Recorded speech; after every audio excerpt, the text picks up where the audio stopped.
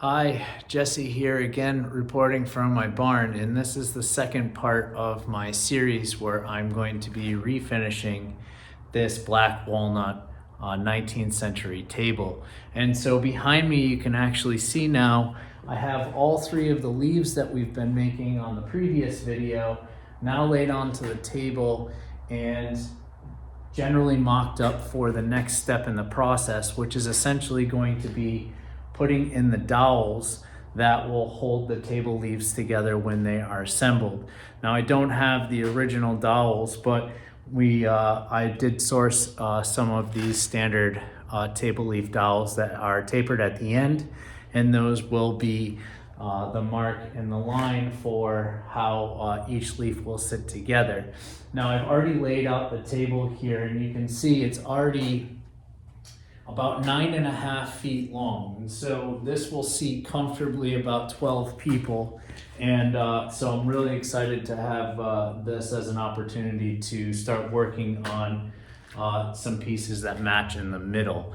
You can also see I have a temporary leg down here in the middle. When we found this table, it was missing that stabilizer, which also brings the table up to level. So for now, I have that just set there so that I can ensure that when I marry all these pieces up, the table is flat essentially across the table. So I've already gone ahead and I've made marks. There are 4 dowel spaces on these tables. So when they're joined together, those 4 holes line up. And then essentially what I did was I put this 2-foot piece in the middle first. I used the lines that I had lined up for the dowel marks on the edges, and then I used that as a reference point across all 3 leaves. Now the good thing is that if you set this up for each individual leaf to be a male and a female end, you can essentially reconfigure this table any way that you want to. So in the shorter format with this 2-foot piece in the middle, it'll be just over 6 feet. And then each leaf on each end here is another 18 inches. So it'll give me a lot of different configurations that I can work with once the table is complete to essentially accommodate whoever I want. So I'm gonna go ahead and take these leaves off the table now that I have a reference mark. I'm gonna go down into my basement, use my fancy Dowel-it Jig to do every one of these holes. And then I'm going to reassemble the top and these 3 leaves together. And I'm going to then do one final rip on my track saw because some of these are protruding around the edges, and so I want to get that as perfectly aligned as possible. So I'm going to go ahead and get those started, and then I'll lay that back out, and we should be ready to start sanding this down to size. Gotten through the process of putting the dowels and the leaves together. Everything is matched up absolutely perfectly, exactly how I had hoped. And now I have the table basically mocked up in its full configuration. Now behind me, I have used my track saw guide as a way for me to use a straight edge across this table. And the next step in this process is actually going to be doing the profile edge that this table was originally created with. Now the problem is that this was likely created in a shop where they had a custom bit. If you look online for some of these older style bits, some go by the name of like an OG bit, but frankly, this one is actually none of those. And rather than me going to a company and asking for a custom bit to be able to do this profile in one shot, I'm going to get a little creative and start using my router to start chipping away pieces that I know that I can remove. And then from there, going on to doing some sanding. Now this is gonna take a little bit of effort, but I'm gonna try to just accelerate the process here and show you some of the steps that I go through. So I've already gone ahead and I've already measured out exactly how deep I want this first router cut to go. And basically the profile edge is basically in a long S curve from the edge of the table.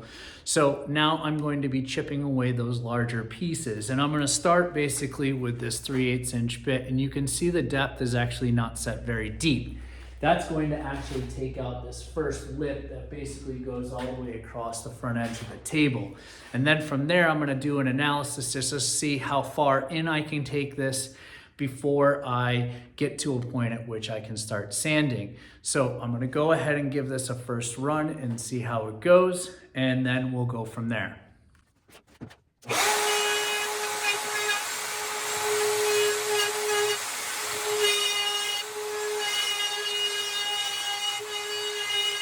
Okay, so the first run actually went just exactly how I had hoped. Even after I ran past this, I'm still not touching the edge of the table, so that'll give me some more room to work on the sanding. So now I'm going to take this off, do a small adjustment, move this back in a little bit deeper, and chip away at the next edge.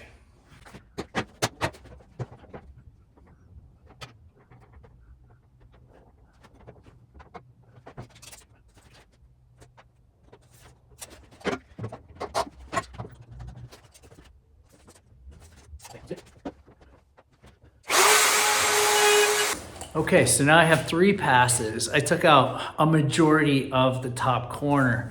So I'll show you a little view from the side.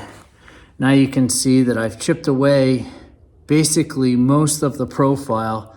That will then give me some space to start sanding down this edge and then taking care of this lower lip. And again, it's not going to look exactly, but it'll be darn close.